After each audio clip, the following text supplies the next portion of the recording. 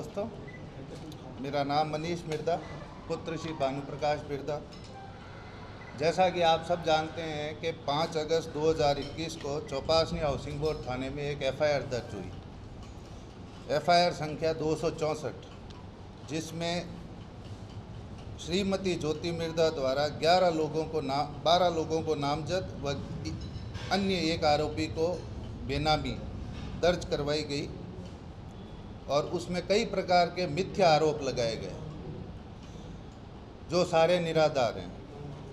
कथित आरोपों की सफाई में मैं अपने पिता का पक्ष रखते हुए सारे तथ्य आपके सामने पेश करना चाहूँगा। उसमें मीडिया के जो जहाँ पे भी छपा और जहाँ पे भी दिखा, उसमें ऐसा प्रतीत हुआ कि सबसे पहली लाइन जो बताई गई उसमें ये दिखाया गया कि ये एक पैतृक भूमि है। ये पैतृक भूमि राम प्रकाश जी के लिए और श्री भानु प्रकाश जी के लिए, जो दोनों भाई हैं, उनके लिए ये पैतृक भूमि नहीं है। ये श्री नाथुराम जी मिर्दा से ये भूमि नहीं आई है। ये भूमि आई है अलग अलग विक्रेताओं से। उन्होंने ये भूमि अलग अलग समय पर श्री राम प्रकाश जी को और श्री भानु प्रकाश जी को बेची, जिसमें से जो ये विवादित जो 103, 106 नंबर खसरे हैं, ये उसी भूमि का हिस्सा है जो कुल 49 बीघा 10 बिस्वा के आसपास, 50 बीघा के आसपास भूमि है। तो ये संपत्ति किसी भी तरह से पैतृक नहीं है। हाँ, ज्योति मिर्दा जी और हेमश्वेता मिर्दा जी के लिए ये संपत्ति पैतृक है, ये उनके पिताजी से आई है। भानु प्रकाश जी मिर्दा के लिए ये संपत्ति पैतृक नहीं है। फिर आता है 1988, 1989 का समय, जिस समय मेरे दादाजी के कहने पे श्री राम प्रकाश जी मिर्दा की सहमति से मेरे पिताजी ने ये ज़मीन आदर्श प्रगतिशील सहकारी समिति को 48,500 में बेची, जिसकी रजिस्ट्री इन्होंने करवाई और रुपए है जो बराबर दोनों भाइयों में बराबर बटे, 24,250 उनके, 24,250 इनके। क्योंकि ज़मीन दादाजी के कहने पे बेची गई और खसरे बंटवारा का हिस्सा नहीं थे, इसलिए मेरे ताऊ जी व ताई जी ने अपने जीवित रहते कभी ना इस इन बेचार नामों पर कभी कोई आपत्ति नहीं की, और बेचार नामों पर तो आज तक कभी कोई आपत्ति नहीं की गई है। बेचार नामे पर कभी। और एक जो रिपोर्ट आई थी उसमें यह कहा गया कि करोड़ों रुपए खा लिए गए, करोड़ों ये हो गया। ये 1988 की बात है और ये ज़मीन है चौपासनी के स्कूल के पहले। वहाँ पर उस समय में टैक्सी और ऑटो रिक्शा नहीं जाते थे रात में। करोड़ों रुपए की तो बहुत दूर की बात है, 48,500 में ज़मीन बेची गई है। ताई जी। फिर आता है इसके 10 साल बाद का पीरियड, 1999, जब हमारा एक्चुअल में बंटवारा हुआ। राम प्रकाश जी जा चुके थे, उन्होंने जिंदा रहते कभी इस ज़मीन पर कोई विवाद नहीं किया। उसके बाद आता है 1999 का। 96 में बाबा साहब नाथुराम जी मिर्दा की मृत्यु हुई थी। उस वक्त तक भी कोई विवाद नहीं था। 1999 में हमारा होता है इस ज़मीन का बंटवारा। इस ज़मीन में उनको उनके खसरे दिए जाते हैं और हमको हमारे खसरे, हमारे पास हमारे खसरे आते हैं। उस बंटवारे में जो है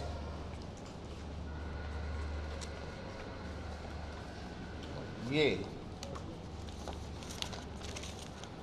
पॉइंट नंबर 6 में वीना जी कोर्ट के सामने, तीनों बेटियां भी सर, और ज्योति जी, हेमश्वेता जी कोर्ट के सामने, मजिस्ट्रेट के सामने ये कहती हैं कि ये है कि खसरा नंबर 106 रकबा 3 बीघा 16 बिस्वा एवं खसरा नंबर 103 रकबा 1 बीघा 1 बिस्वा का पूर्व में ही अन्य व्यक्तियों को हस्तांतरण किया जा चुका है, इसलिए इस भूमि का बंटवारे करने का कोई प्रश्न ही उत्पन्न नहीं होता।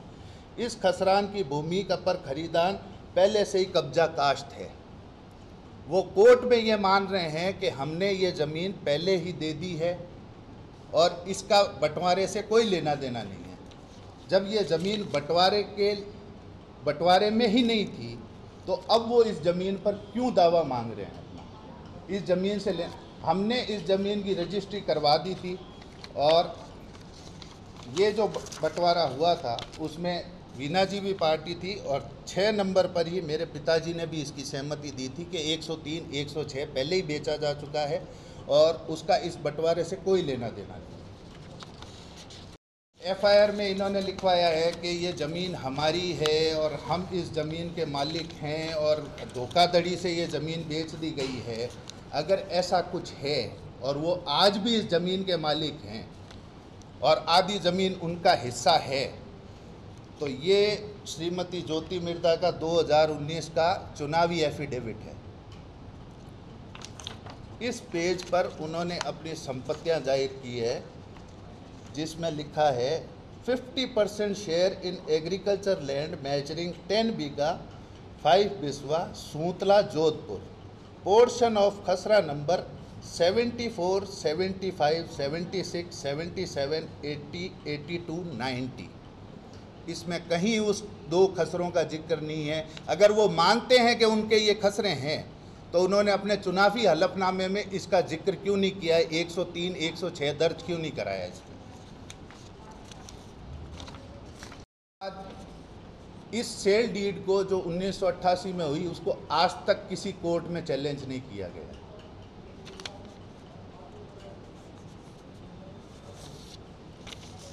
अब इन सब बिंदुओं को सोच करके, देख करके, इसमें कहाँ लगता है कि किसी भी दस्तावेज में कोई हेर फेर की गई, कोई काट छाट की गई, किसी से कुछ लूटना चाहा, खसोटना चाहा, कुछ 2 भाइयों के संपत्ति थी, बेची गई, एक भाई ने रजिस्ट्री करवाई और उसका आधा पैसा दूसरे भाई को दे दिया। सिंपल सी बात है। तो आखिर आरोप लगाने की वजह क्या रही, क्या मानते हैं? अभी तक जो समझ में आता है कि यही लगता है कोई राजनीतिक कारण होंगे इसके, क्योंकि ज़मीन तो नहीं हो सकता, क्योंकि ज़मीन तो ना उनकी, ये मान चुके हैं कोर्ट में कि ज़मीन तो थी नहीं कभी, 103, 106 तो कभी था ही नहीं उनका, ना वो अपने चुनावी हलफनामे में इसको अपनी ज़मीन मानते हैं कि 103, 106 उनका है। रजिस्ट्री में कोई दिक्कत नहीं है, उसी वक्त हो गई थी, आज तक वो सेल डीड कभी चैलेंज नहीं हुई है। तो इसका तो समझ में ही नहीं आता। स्टे भी दिया है ना जमीन पे, कॉलोनी का जो आपका रूपांतरण है वो कुछ हो रहा है, तो स्टे बढ़ गया ना। स्टे तो समिति लेके आई, स्टे मिला हुआ ना उसमें संभाग आयुक्त से कुछ लेडी अध्यक्ष की तरफ से। वो वकील साहब को पता है। अभी करूँगा आपके वो स्टे फिर किस पे, वो उनकी तरफ से ही आपकी तरफ से ले रहे हैं? आप बता दो। रेवेन्यू अथॉरिटी पर हमने ले रखा है, इन्होंने ले रखा है। आपने ले रखा है? हमने नहीं, मतलब सहकारी समिति जो आज के मालिक हैं वो।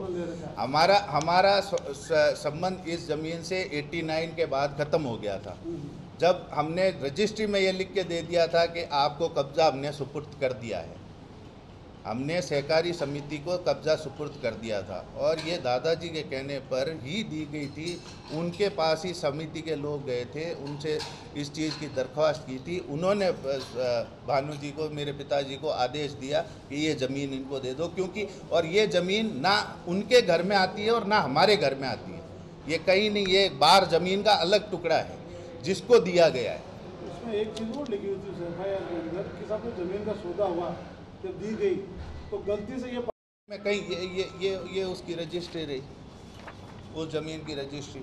इसमें कहीं पर भी काट छाट, हाँ किसी दावे में अगर आधार इधर उधर लिखा हुआ हो तो पता नहीं, पर इस रजिस्ट्री में कहीं कोई काट छाट नहीं है। ये रजिस्ट्री, और हम तो बिल्कुल मान रहे हैं, सबके सामने मान रहे हैं कि ये ज़मीन दी गई है, उसमें काट छाट करने का सवाल ही। और उस काट छाट से हमें फ़ायदा भी अब क्या होने वाला है? जब ज़मीन का कब्ज़ा हमारे पास नहीं, जब ज़मीन हमारे पास नहीं, तो उस काट छाट का हम फ़ायदा क्या लेंगे? उसका क्या मिलना है हमको उस ज़मीन से? तो मैडम का नाम क्यों आ रहा है सर इसमें? क्योंकि मैडम का प्लॉट है, सोसाइटी से प्लॉट है। हम तो थर्ड पार्टी हैं, हम ना तो राम प्रकाश जी के और वीणा जी के बीच में हैं, ना हम और किसी, हम तो सोसाइटी से लिए हुए। और सोसाइटी ने 2 बार अखबार में निकाल के पट्टा दिया है। वो तो आप सब अपने घर में माँ बेटियाँ हैं, कोई माँ बेटी यहाँ नहीं आती है, समझे? अपने परिवार वाले ही जो माथाफोड़ी करते हैं। पट्टा हमने अप्लाई किया, ये जेडीए ने अच्छी तरह विचार करके पट्टे को अगर पट्टा दिया है तो हमारे कहने से तो दिया नहीं।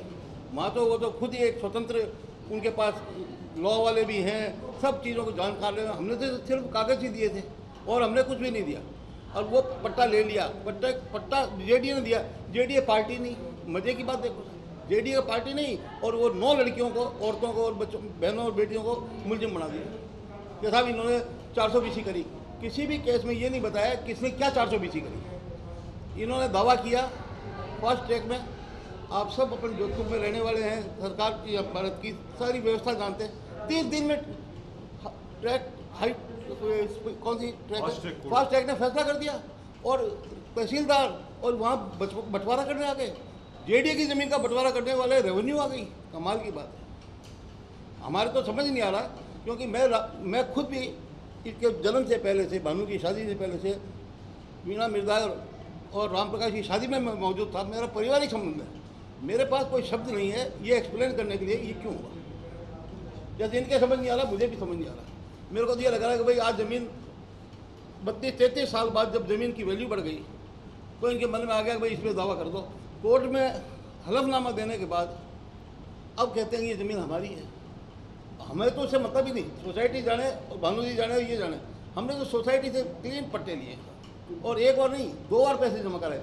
एक बार तो सोसाइटी से पट्टे लिए, जब रजिस्ट्रेशन के पैसे कमाए लगाए, उसके बाद जब कन्वर्जन हुई, जब दिए, हमारे से जो ज़मीन लैंड छुड़वाई है सड़क के लिए, वो भी जेडीए ने हमसे छुड़वाई है। ये है। मैं ज़्यादा नहीं बोल के ये कहता हूँ कि भाई मेरे परिवार के हैं, मुझे समझ नहीं आ रहा है क्यों किया है। मैं तो हर इलेक्शनों में